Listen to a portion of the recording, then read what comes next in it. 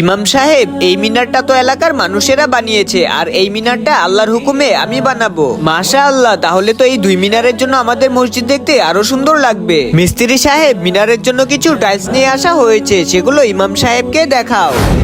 জলদি করে এই টাইলসগুলোকে ভেঙে ফেলি, যেন মসজিদের মিনার এগুলো লাগাতে না পারে।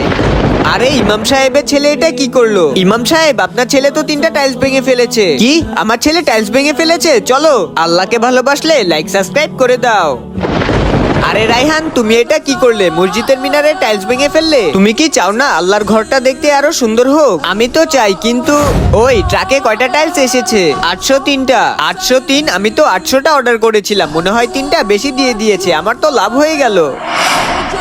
বাবা, আমি চাই না এই চুরির টাইলস মসজিদের মিনারে লাগুক, আর সে মৃত্যুর পর জাহান্নামের আগুনে না জ্বলুক। আর আমিও চাই আল্লাহর ঘরটা দেখতে আরো সুন্দর হোক, কিন্তু সেটা হারাম উপায় নয়, হালাল ভাবে হোক।